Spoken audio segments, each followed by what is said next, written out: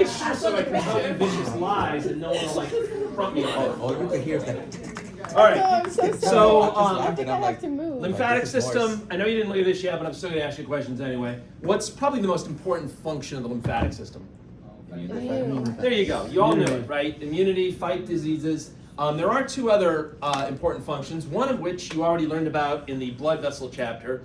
What was the job of the lymphatic system when it came to like bulk flow at the capillaries? The absorption of Yeah, to take that 15% of fluid that didn't come back at the capillary end and basically, you know, serve as little drains and eventually put it back. So that's a second function. Anyone know what the third function is? Somebody's going to look it up in their PowerPoint. Anyway, the third function is just helping you absorb fats from the foods that you eat, okay? When you eat a fatty food, it goes to your intestines, it gets absorbed through the wall of the small intestine, and then it has to get picked up by little lymphatic vessels that are in the wall of your small intestine, okay? That's unique because most other things you eat get absorbed into blood vessels, but fats, they get absorbed into lymphatic vessels, all right? We'll talk about lymphatic tissues. What are the three early tissues you have when you're an embryo? ectoderm. Ectoderm, mesoderm. The key thing here is mesoderm. It's all about the mesoderm. Then we will talk about immunity, the big picture. Just give you an overview of immunity. So like immunity is the body's defense system, right? And there's two branches to it. There's innate immunity and then there's adaptive immunity. We're just going to focus on innate immunity today, which is good. It's easier. Adaptive immunity is kind of a pain in the butt. This is a tough chapter for students. They usually score kind of low on this chapter. There's a lot of details, especially when it comes to the adaptive immunity. The stuff today is not going to be that bad, but the adaptive immunity stuff is tricky.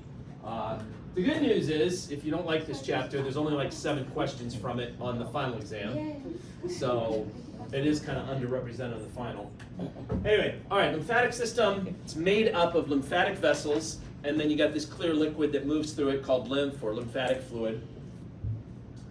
3 functions of the lymphatic system. Number 1, draining that interstitial fluid that didn't get reabsorbed during capillary exchange, right? That 15% of fluid, number 1. Number 2, absorbing lipids from the foods that you eat, okay? Lipids are like, at least the form that they're absorbed in, they're a little bit larger than the form that proteins and carbs are absorbed in.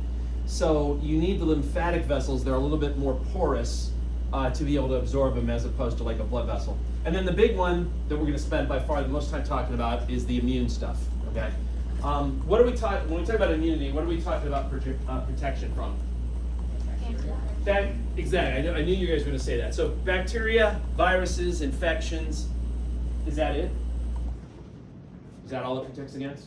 It protects against like home invasion, like what does it protect against? You know, it also protects against cancer cells, all right? Everyone always thinks about the bacteria, the infections, and that stuff, and that's absolutely true, but don't forget, it's also on the lookout for like when good cells go bad and they become cancer cells. And if you have a person that's immunosuppressed from some disease, not only are they at increased risk for infections, they're also at increased risk for many types of cancers, okay?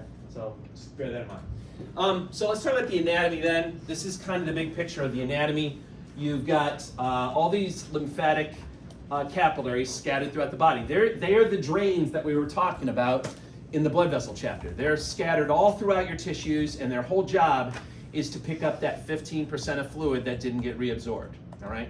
Eventually, the lymphatic capillaries become larger and they turn into lymphatic vessels.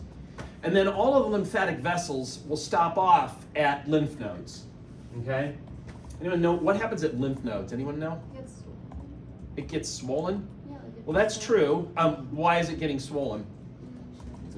Yeah, so there are white blood cells inside of these lymph nodes, and if they see anything harmful in the lymphatic fluid as it's coming through, like a bacteria, virus, they will mount an immune response, and that'll probably lead to the whole lymph node becoming enlarged. So think of lymph nodes as checkpoints or surveillance points for the lymphatic fluid as it's coming through. And there's white blood cells in there.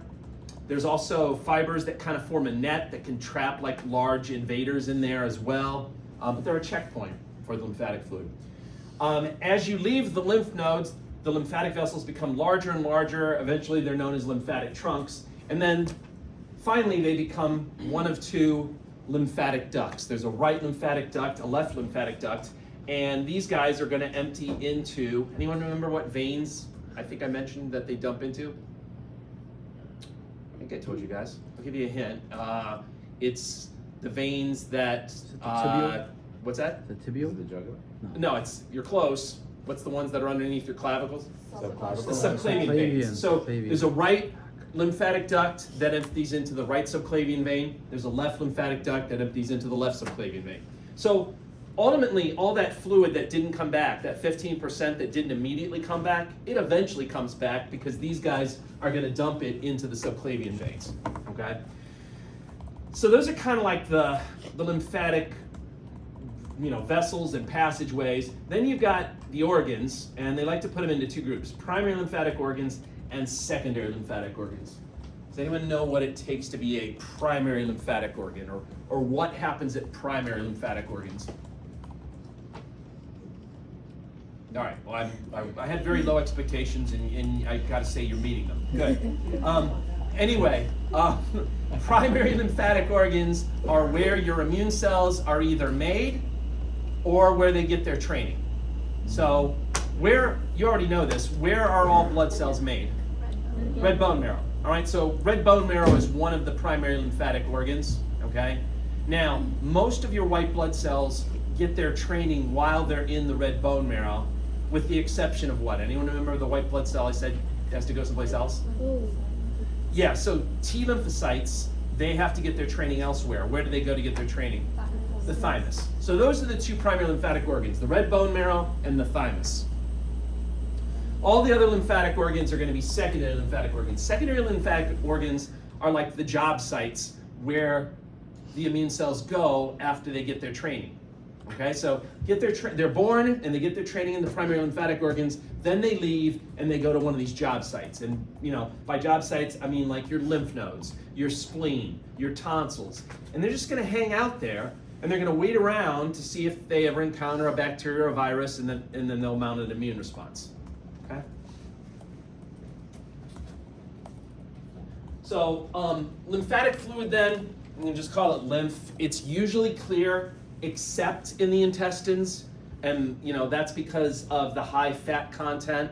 They have a special name for the lymphatic fluid there. They call it chyle or chyline. It looks kind of milky appearing just because of all the fat that's in it. But everywhere else it's just going to be clear. Now, again, lymph is formed by that 15% of fluid that didn't get picked up again. That's what lymph is. And the difference between lymphatic fluid and interstitial fluid, chemically speaking, is virtually identical. There's almost no difference chemically speaking. It's just a location difference. Like when the fluid is sitting around in the tissues, you point out and you say, oh, that's interstitial fluid. But the moment it gets picked up by some of those lymphatic capillaries and is inside the lymphatic capillaries, then you look at it and you say, oh, that's lymph now. So it's really just about the location. Okay? This is a diagram showing you the flow of lymph.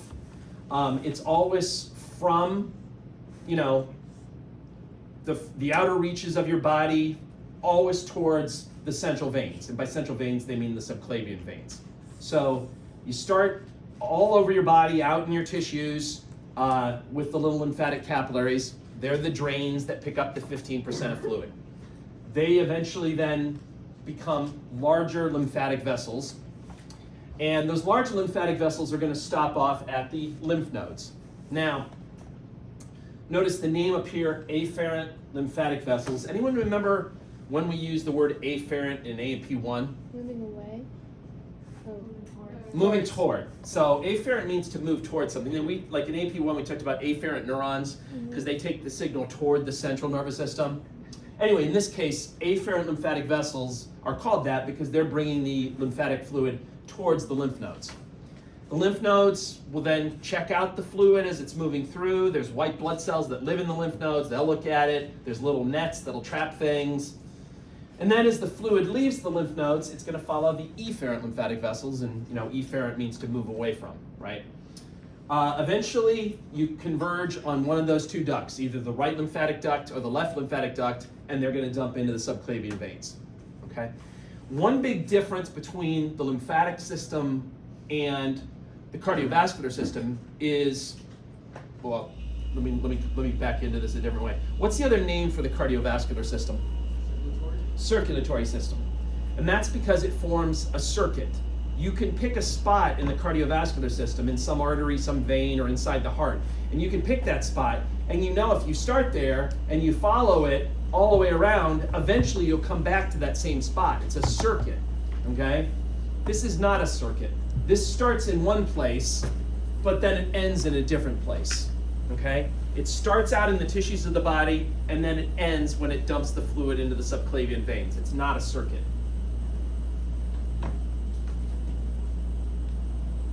So let's talk about and one reason why it's not a circuit is because those little lymphatic capillaries, they're closed at one end, okay? This is what they look like. You see, they got a dead end here, and they're just sitting everywhere out in your tissues to pick up that 15% of fluid that didn't get returned back in the blood capillaries, okay? So they're closed at one end, number one. They're a little bit larger than your blood capillaries. That sets them apart. Also, they're more porous than your blood capillaries. The way that the cells that make up the wall, they're referred to as endothelial cells, just like they were in blood vessels. The way that the endothelial cells make up the wall of the lymphatic capillary is almost like shingles on the roof of your house, where they're kind of overlapping like this. And then on the edge of each shingle, there's a little string attached that they call an anchoring filament. So what's going to happen is, as fluid builds up in the tissue, it will naturally pull on those little strings, and that will open up even bigger holes to make it easier for the lymphatic fluid to enter into the lymphatic capillary. So it's kind of designed to be the perfect drain. As more fluid builds up, the openings become wider and allow more fluid to come in. Okay? I mentioned that in your intestines there are some lymphatic capillaries there. They do have a special name for those lymphatic capillaries. They call them lacteals. They got their name because, again, the lymphatic fluid that's inside of it is referred to as chyle or chyli, and it looks kind of like milky in appearance, and like lact means like milk, right? So anyway, that's what's going on inside the intestines. Now, lymphatic vessels have the same problem that veins do. What was the problem with keeping blood flowing through veins? Why was it so hard in veins? It's low pressure. It's low pressure. It's even lower pressure inside the lymphatic vessels. So they have to kind of cheat. They have to do the same kind of tricks that the veins did. And first of all, one good news, I guess, is that they don't need to have thick walls, right? They have even thinner walls than veins do. But then number two, they have even more valves, okay? It's such a low pressure system that they really need lots of valves. Not only that, but the exact other two things that helped with venous return are also going to help with lymphatic return. What were the other two things that helped with venous return? So the skeletal muscle pump and the respiratory pump. Those same two things are going to work for the lymphatic fluid as well. Eventually, the lymphatic vessels come to lymph nodes. Like I said, if you want to think of those as checkpoints or surveillance points, if you look inside of a lymph node, you're going to see lots of little fibers that act like filters, and you're also going to see lots of collections of lymphocytes. So there's going to be a ton of T cells and B cells hanging out inside the lymph nodes. Okay. One thing to tell you not next week. You got your break next week. Yay, you got your break next week. But the week after that, when you come back, we're going to look at some of this stuff under the microscope. And one thing you should, when you're looking at lymphatic tissue, one thing you're going to see a lot of is purple round areas, okay? And the reason why you see lots of purple round areas is because in your lymphatic tissue, there's lots of collections of lymphocytes. And if you think of a lymphocyte, what does one lymphocyte look like? It's pretty round with a big purple nucleus, right? So when you put a bunch of lymphocytes together, they create these kind of pockets of purple areas. And you're going to see that when you look at lymph nodes, you're going to see that when you look at the spleen, you're going to see that when you look at the thymus. All of them share these kind of purple areas where you've got lots of lymphocytes. All right, now, I told you that eventually all the vessels come and they converge on these lymphatic ducts. And there's a right lymphatic duct and there's a left lymphatic duct, okay? Now, you might have thought, maybe if you didn't know before you saw this slide, you might have thought that those two ducts were equal in terms of how much lymphatic fluid they drain from your body. But in fact, they are not equal, and you can see that the right lymphatic duct is really only draining lymphatic fluid from your right arm, the right side of your chest, the right side of your neck, and the right side of your head. Everywhere else in your body is drained by the left lymphatic duct. So there is some asymmetry there. Now, on the next lab practical, you're welcome to use the term right lymphatic duct, left lymphatic duct. I will just tell you though that most people refer to the left lymphatic duct as the thoracic duct. So if you want to look cool, call it the thoracic duct. If you want to be a loser, call it the left lymphatic duct. Okay. Anyway, so that's how they drain. That's the map up there that's showing you how to drain. You know, why is it like this? Well, inside the abdomen is a big sort of collecting area for the lymphatic fluid called the cisterna chyli. Okay, that's located like roughly right about there. And attached to the cisterna chyli is the thoracic duct that then goes up on the left side and empties into the left subclavian vein. So that cisterna chyli is the collecting area for all of the fluid in your abdomen, all of the fluid in your lower extremities, etc. Now, this is a picture of a guy who, well, didn't shave really well, so we won't begrudge him that. But there is something else you're supposed to notice up here. Anyone see anything interesting? Yeah, he's got a swollen lymph node over here, and this is a pretty famous lymph node. It's so famous that some loser said, I'm going to name it after myself. And so it's like Korotkov, you know, these losers are naming stuff. This is called Virchow's node. And this is a lymph node that kind of sits at the spot where the thoracic duct empties into the subclavian vein. So you go back to this picture. Virchow's node is kind of sitting right here, right at the spot where the thoracic duct is dumping into the subclavian vein. And anyone know what's going on or any guesses what area of the body this guy is having a problem with? Yeah, he definitely has some problem going on.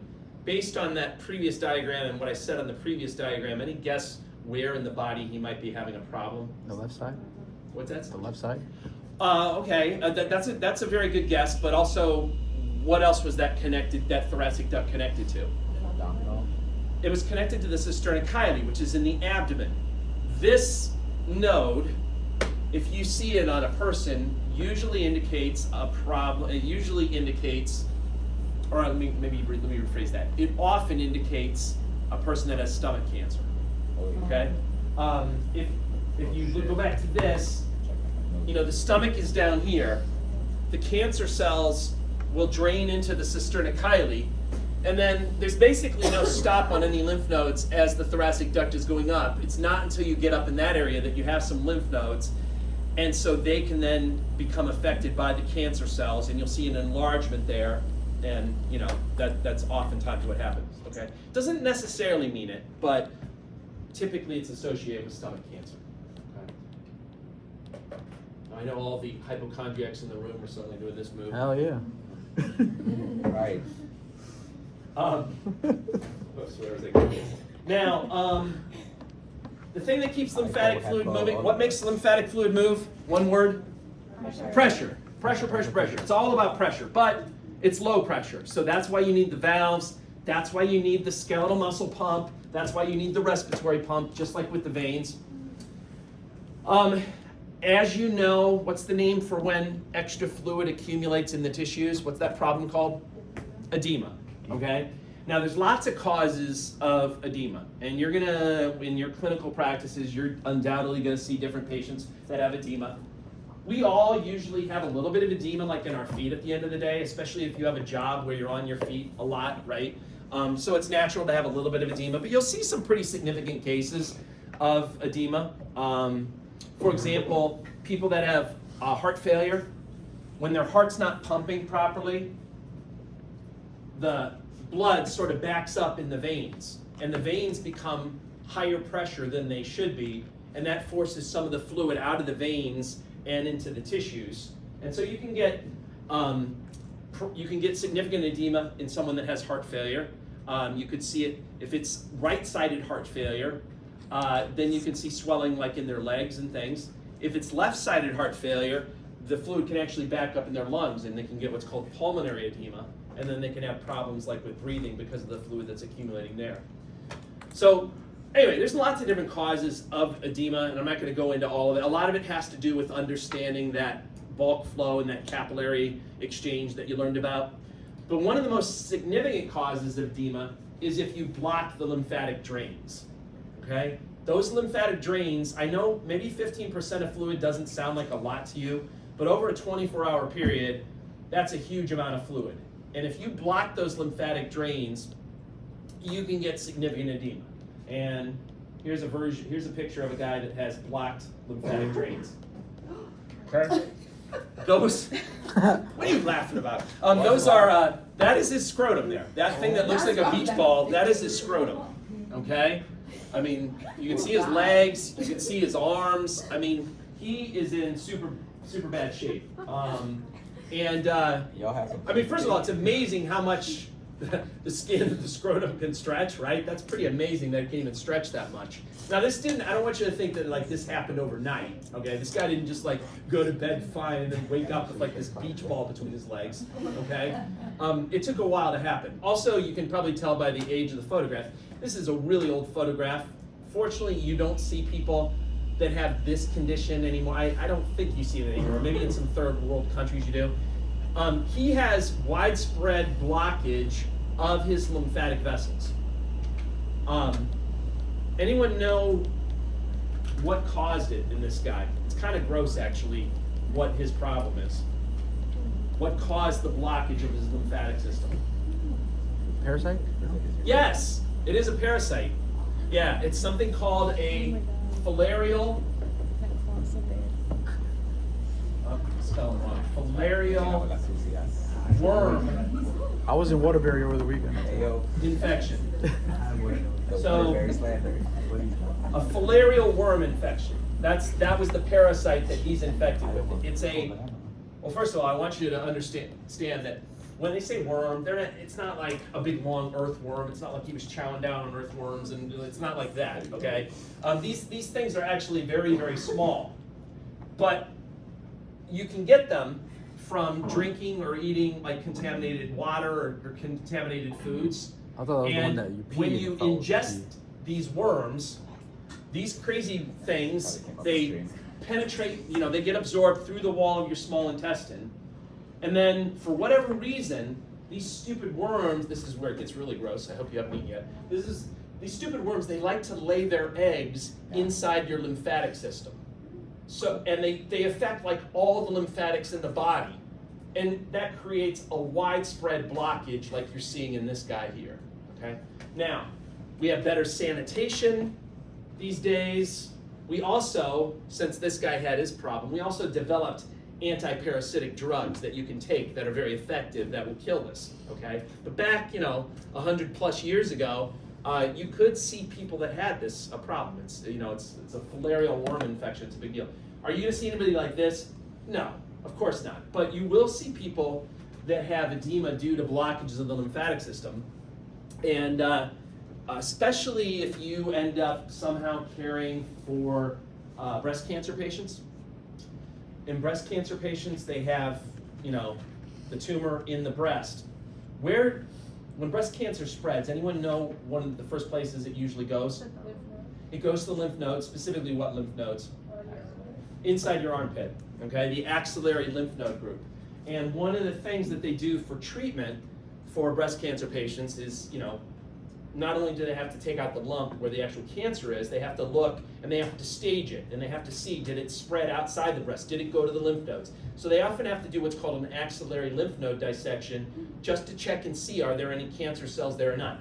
Well, when they do that axillary lymph node dissection, it can disrupt the lymphatics that are in that area, and that can lead to blockages in the affected arm. So you might see, in a person that's had an axillary lymph node dissection, you might see swelling in her, arm on that side, just from the fact that you disrupted the lymphatics. Okay? So you'll never see a guy like this, but you definitely will see, other people that have issues related to that blockage. All right, lymphatic organs then, I mentioned before, you got two categories of lymphatic organs. You're either going to be a primary lymphatic organ, that's where the immune cells are born, that's where they get their training, or you're going to be a secondary lymphatic organ, which is essentially like the job sites that they go to after graduation, where they hang out and then they wait to see if a bacteria or virus comes along, and then they mount an immune response. So we already talked about the red bone marrow in the blood chapter, so we don't have to go back and talk about that again, but we will talk about the thymus, and then we'll go on and we'll talk about some of the secondary lymphatic organs. So thymus,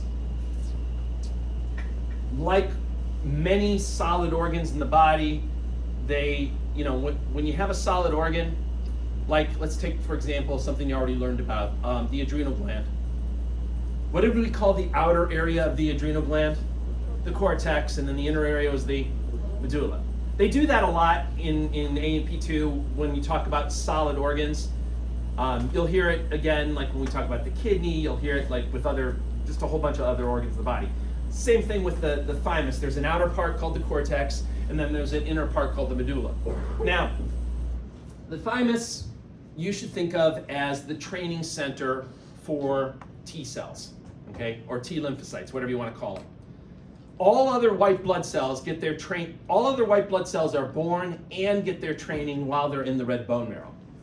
T cells are born in the red bone marrow, but then they have to go to the thymus to get their training. And I think I told you the nickname that my med school professor called it. T-cell Yeah, T-cell university. So they got to go to T-cell university. Now, to continue this dumb school analogy, if you look at the cortex, that's kind of where the freshmen are showing up, right? They're all excited. The immature T cells show up there. They've just come from the red bone marrow. They don't really know what's going on. It's a little scary. You don't know what's going to happen. But they're looking forward to it. Like, it's going to be a great time, right?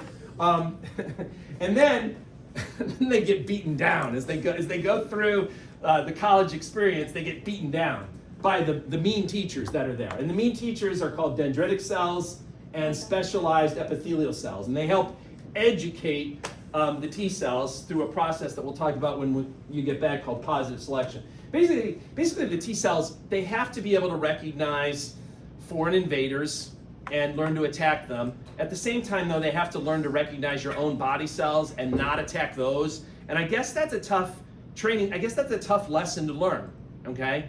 Because the graduation rate from T-cell university is only 2%. pt1 status. Yeah, it's just slightly higher than my graduation rate. Yeah, it's only 2%. Okay, worse off. Not only do those guys, the 98%, not only do they not graduate, they actually just get killed. Like they'll just kill you.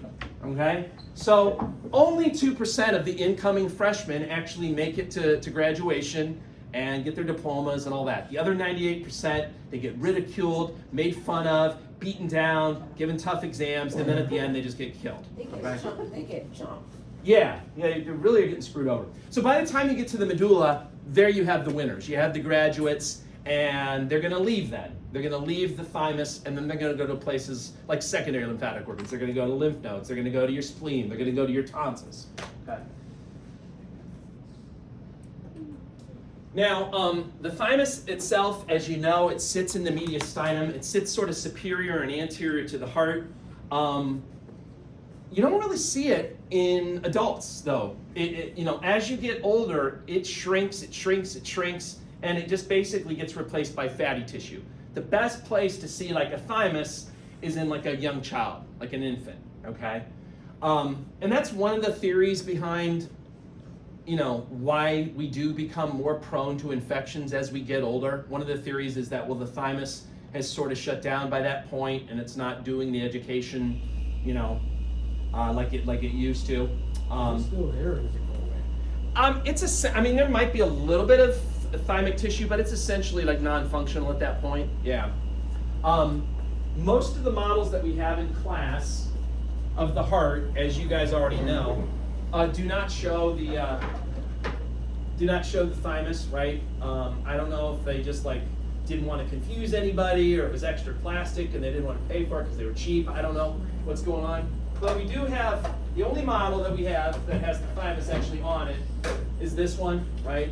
And there's the thymus, and it's cool because it's like magnetic and you can like pull it off and then like pop it back on again, okay? But that's literally the only model we have that has the thymus on it. All right, so let's talk about secondary lymphatic organs. These are the job sites. We'll start with the lymph nodes. Lymph nodes, think of them as checkpoints, surveillance points for the lymphatic fluid as it's coming through. There's 600 of them, and they like to put them into groups to make them easier to organize. So, for example, you have a set of lymph nodes under your jaw called the submandibular lymph nodes. You had some kind of like an abscess on some of like your lower teeth or something going on in, with oral surgery or something, you might see an enlargement of the submandibular. Cervical lymph nodes in your neck might, if they're enlarged, they might indicate like a pharyngitis, right, a throat infection or something. Axillary lymph nodes, I already mentioned, are characteristic of breast cancer, right? That you typically want to look there first to see if it's spread. Mediastinal lymph nodes, those are the drainage spots for like your lungs. They might be you can't feel them from the outside or anything, but they might be enlarged in a person that had like a pneumonia. They're also typically the first place that lung cancer will go when it spreads outside the lungs. So if you got a patient that has lung cancer and you're contemplating doing like a lobectomy where they take out a portion of the lungs, before they do that operation, they'll do what's called a mediastinoscopy, where they make a small incision right above the manubrium of your sternum. They put a little camera down there, and they can take little biopsies of the mediastinal lymph nodes. They then send those off to pathology, and if there's cancer in those, then they'll usually call off the surgery because the cancer is spread outside the lungs. Okay. Inguinal lymph nodes. You can see those with various infections in the area, so STDs can potentially go and cause enlarged inguinal lymph nodes. What does a lymph node look like? Well, it kind of looks like a kidney shape or a kidney bean shape. Notice I mentioned before the afferent vessels and the efferent vessels. So the afferent vessels are bringing lymphatic fluid in, and then the efferent vessels are taking it out. Notice all these round purple areas. Those are where the lymphocytes hang out, okay? Those are sometimes called lymphatic follicles, okay? That's where the lymphocytes hang out. So, and then in between the purple areas, there are lots of little fibers that act kind of like nets.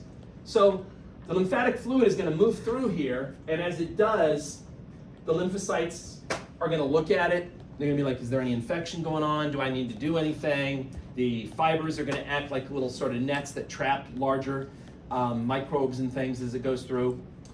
One thing I wanted you to notice on this diagram was here are the afferent vessels coming in. You can see the green arrows. So they're bringing the fluid in. And then these are the efferent vessels that are carrying the fluid away. First of all, which are there more of, afferent or efferent? There's more afferent than there are efferent. So what do you think that means about the speed at which the fluid flows through the lymph node? What'd you say? I said slow. That's right. Yeah, slow, right? This is what I call like the like the highway merge phenomena, when you've got like 4 lanes and then they block off 3 of them, right? And then everybody has to do what? Slow down to try to get in that one lane, or you can be really like aggressive or jerk about it. What's that? Exit 6 Right now, Yeah, it's miserable, right? So it's the same type of deal. Because you've got so many ways into the lymph node, but only usually like 2 ways out, things slow down. But that's perfect because it gives the lymphocytes that are there a chance to evaluate the fluid as it's coming through. Are the 2 usually centralized the way it is on the picture? Yes, yeah, they are attached to an area that's known as the hilum, And yeah, yep, they're usually together. Whereas the afferent are all kind of spread around the outside. That brings us to the spleen.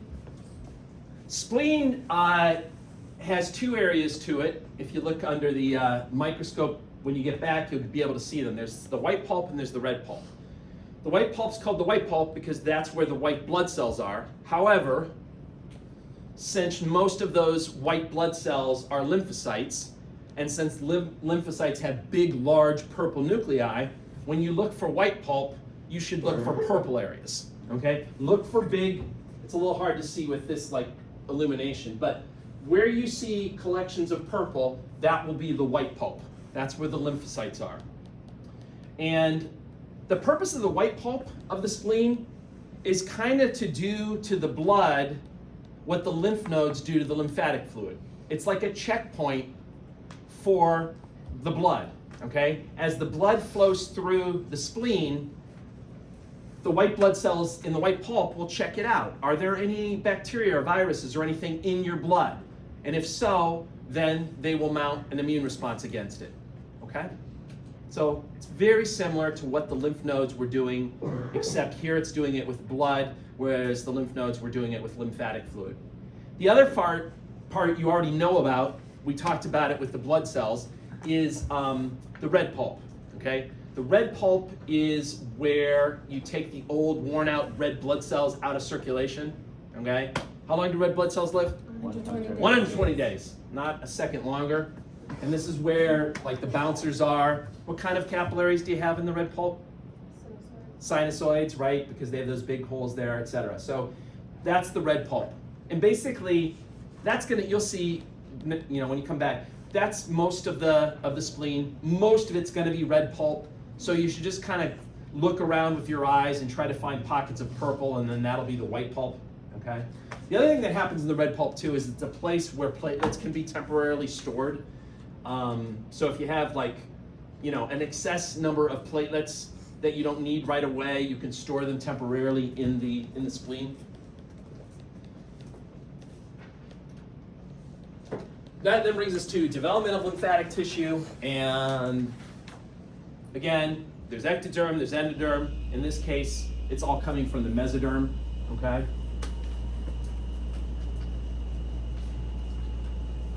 And that finally is kind of the end of the big overview, I would say, with the anatomy and the physiology. Now, we're going to shift gears and we're just going to talk about that third most important function of the lymphatic system, which is immunity.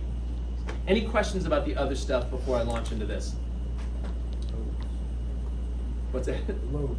Loads. Okay. That's for you. Just keep going. All right, so today won't be too bad. I'm actually making better time unless I go off and tell some anecdote, which I'll try not to do. I'm gonna keep this by the book. No jokes, nothing. So immunity is your body's defense system, but remember, it's not just defense against bacteria, viruses, and foreign invaders. It's also on the lookout for when a good cell turns into a cancer cell. It's all that stuff. There's two branches to immunity. Innate, which is also known as inborn, which is also known as, the other name for it is non-specific immunity, or it's also sometimes called non-adaptive immunity. And then the other branch is adaptive, or it's called acquired immunity, or it's sometimes called specific immunity. So each of them goes by a couple of names. This is the one that's very difficult. This whole branch here, I think, is pretty tricky for students to understand. The good news is we don't have to get into it today, but that's the trickier part. That's when most of the lymphocytes get involved. The T cells and the B cells, they're involved in the adaptive immunity. Today we're just going to talk about the innate immunity, okay?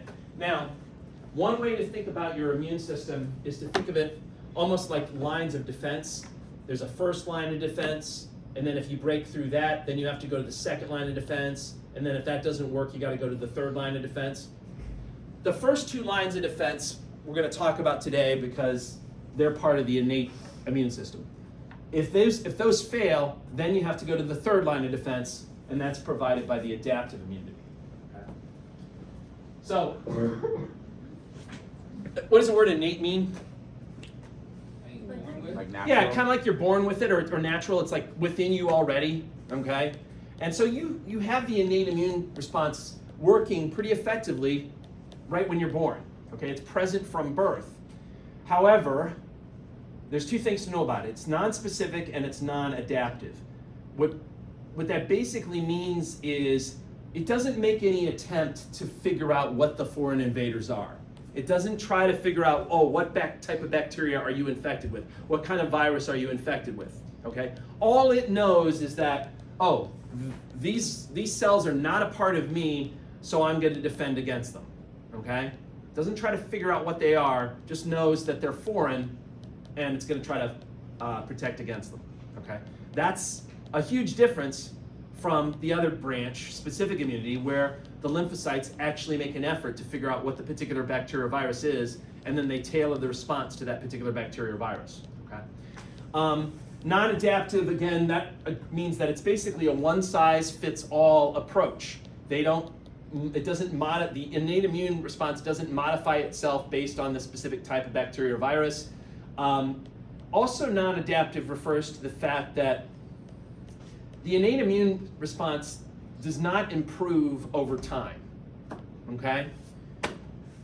If you're infected with a particular bacteria once, okay, the innate immune response will kick in. If you see that same bacterial infection again in the future, the innate immune response will kick in again, but it won't be any better the second time around than it was the first time.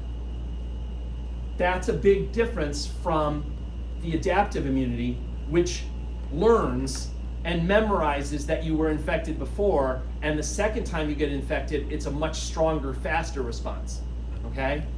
And we'll get into that again when you come back, how that works, but that's also the basis for what? What do we give therapeutically that kind of relies on that fact?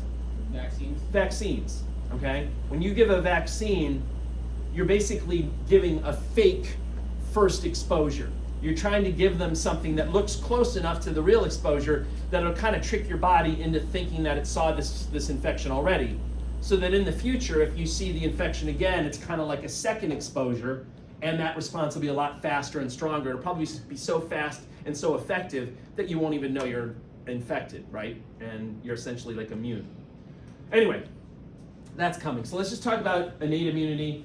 First line of defense is barriers. Keep the infection out of your body in the first place. I mean, arguably, that's the best line of defense.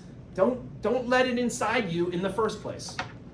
And, you know, there are physical barriers that prevent bacteria and viruses from getting in, like the epidermis of your skin is obviously on the outside of your body. That forms a pretty watertight seal that prevents most bacteria and viruses from coming in. On the inside of your body, there's also a barrier called the mucous membranes, all right? When you look inside of like your digestive tract, inside your stomach, your intestines, your respiratory tract, inside the trachea, you know, you may swallow or inhale a bacteria or a virus, but until it's physically broken through the wall, you don't really have an infection yet. So the mucous membrane is providing a barrier internally that's trying to keep things out as well, okay? Other physical things that help: mucus, hairs, cilia, tears, saliva, urine, defecating, vomiting. All of those things are designed to prevent things from breaking through. There's a variety of chemicals that are also released on the surfaces to help. You may remember sebum. Sebum was just a fancy name for what? Oil, all right? Oil has a bactericidal effect, and it can kill certain types of bacteria. Lysozyme is a chemical that's in your tears and in your saliva, and it has an antibacterial effect. Gastric juice has a very low pH, and that is usually pretty good at killing most bacteria. If you've taken micro, or if you're taking micro now, there is, unfortunately, one weird type of bacteria that likes a really low pH and can live in the stomach. Anyone know what bacteria that is? I don't know if they teach you this. There you go, H. pylori. Helicobacter pylori is the oddball. It actually can live inside your stomach, and it's a really tough bacteria to treat. But most bacteria do not like a low pH, right? So that helps. Vaginal secretions, those tend to be acidic. That can help prevent certain infections. Is the blood-brain barrier part of that? Well, I mean, with the blood, not really. I mean, you're already, if you're already in the blood vessels, that implies that you already broke through these barriers, right? These are designed to really keep it from getting in your body in the first place, okay? Now, if you break through the first line of defense, then you have like an actual infection going on. You broke through the barriers, oh crap, now what are you gonna do? And you have to engage what are called internal defenses. Again, if you're keeping score, these are still part of innate immunity. So the barriers, the first line of defense, that's part of innate immunity, and then the second line of defense is also part of innate immunity. So what do you do when you broke through the barriers? Well, there's a number of chemicals you can release that might help. Interferons are chemicals that literally interfere with viral infections. They're chemicals that are released when a body cell gets infected by a virus. It will release interferons to try to tell its neighbors, hey, there's a virus on the loose. Maybe you should make some internal changes so you don't get infected like I did. That's kind of what interferons do. The complement system. What's the complement system? Anyone know? Is that when you're like, I like your hair, and then you expect them to say, I like your shoes? No, that's not the complement system. The complement system is, it's actually a lot like coagulation, where one substance leads to a chemical that then makes another reaction happen, which leads to a chemical makes another reaction happen, except at the end of the complement system, instead of getting a fibrin net, you're going to get some beneficial changes that help you destroy bacteria and things like that. We'll get into the complement system more when you come back. Iron binding proteins. Why do you think those, anyone have any idea why those are useful? How do they help destroy bacteria? Anyone know? Well, there are some types of bacteria that actually eat iron. They like iron as a nutrient. And if you can attach that iron to proteins, it'll deprive those bacteria from their nutrient source and they'll die. Okay, so again, not all bacteria, most bacteria don't eat iron, but some do, and if you can hold that back from them, then it can help kill them. And then there's a variety of other sort of antimicrobial proteins that we'll talk more about later. So those are the chemicals. You also got cells that are going to help out with the second line of defense. Natural killer cells. Now, natural killer cells are kind of the oddball. First of all, what kind of cells are natural killer cells? Going back to the blood chapter. They're actually lymphocytes, okay? Natural killer cells are lymphocytes. But what makes them the oddball is that most lymphocytes are involved in adaptive immunity. Here, they are involved in innate immunity. So most lymphocytes are trying to figure out what the specific bacteria or virus is that you're infected with, and then they'll fight it. These guys, they don't care. They just sort of know like, hey, that's not a part of my body, I'm going to attack it. You also get phagocytic cells involved. What, according to the blood PowerPoint, what are the two main phagocytic cells in the body? Neutrophils and macrophages. So they're going to be getting involved in this second line of defense. Inflammation is going to play a role. What's inflammation? Or what's the purpose of inflammation? It's like chemotaxis. Yeah, so it's attracting white blood cells to an area where an infection is, right? You're trying to, increase the blood flow to that area, and then you're going to increase the permeability of the blood vessel wall so that, what's that name for when the white blood cells squeeze through? So you can do emigration, right? Fever, everyone hates fever, but fever potentially has a beneficial effect. Where is the set point for body temperature? Where in your body do you find the set point for body temperature? Well, okay, I'll give you two choices. Here are the two choices. It's either in your right knee or your brain. It's in your brain, all right? In your brain is the set point for your body temperature, right? What's your normal body temperature in Fahrenheit? 98.6, right?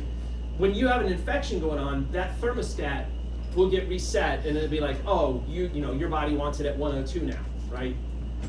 Why is that good? Well, one of the thoughts is that increased temperature can also increase the speed of certain beneficial reactions and make them happen faster, and that'll help you fight off the bacteria and viruses and things. Fever is a little bit controversial. I mean, you'll have some researchers that say it's a good thing. Other researchers say not so much, but anyway. So phagocytosis, maybe you remember this from AP1, that's when what does the word phagocytosis translate into? Yeah, cellular eating. And neutrophils and macrophages, as you know from the blood chapter, are great at gobbling up bacteria and things. They move to the infected area through chemotaxis. That's when the infected area will release chemical signals that'll attract the white blood cells there. They'll do the emigration deal. Then in terms of the actual phagocytosis, notice that the microbe, which is like the bacteria or the virus or whatever, it will stick to the cell membrane of the phagocytic cell. That's called adherence. That will trigger the phagocytic cell to then basically surround it with these parts of the membrane that they call pseudopods, which, what does pseudopod translate into? False feet. Yeah, false feet. So they surround this microbe, they bring it in. The bringing in part is called ingestion. It's going to be brought in a vesicle, right? Remember vesicles from pt1. Now, specifically, they refer to this vesicle as a phagosome, all right? Now, remember though, at this point, you've just brought it in. Essentially, that microbe is not dead yet. If you want to actually destroy the microbe, you got to have your old friend, the lysosome, which carries these powerful digestive enzymes. It has to fuse with the phagosome, and then those powerful digestive enzymes go in, and then they will destroy the microbe that was brought in. Okay? So that's like the process. Inflammation, again, is a body defense mechanism designed to draw white blood cells to the area in order for them to fight off the infection or the problem. The 4 characteristic signs and symptoms are redness, pain, heat, and swelling. What's the suffix that you put at the end of words to mean inflammation? Itis, right? So pharyngitis is like inflammation of the pharynx. Laryngitis is inflammation of the larynx. Rhinitis is inflammation of the nose. Appendicitis, right? Inflammation of the appendix. So inflammatory response, 3 basic stages. So you dilate the blood vessels that are going to the infected area. That increases blood flow. Then you also have the little endothelial cells kind of separate to create wider gaps. That's the increased blood vessel permeability. Then you have the emigration of the neutrophils coming out to where the area is. And then, hopefully they'll do their job. They'll gobble up, they'll destroy the bacteria that's there, and then you can move on to step 3 where the tissue actually repairs itself, okay? And that was something that covered way back in the skin chapter. Remember, you really can't get a tissue to heal until it's sterile. So you've got to go through and clean up the area first, and then you can move on and actually try to fix the area. Vasodilation, increased blood vessel permeability, great. Emigration of phagocytes. So the neutrophils, they show up early on, they die off pretty quickly. Monocytes transform into macrophages, and they become even better phagocytes than the neutrophils were. When you see pus, that's basically a collection of dead neutrophils and dead monocytes. Okay? Fever is resetting the thermostat set point. That thermostat is specifically located in the hypothalamus, and you'll increase it a little bit. And it's thought, again, if you're one of the proponents of fever that believe in the benefits of fever, it increases the effects of antimicrobial chemicals like the interferons I mentioned. Having a higher temperature, some microbes just don't like that, and they won't grow as quickly.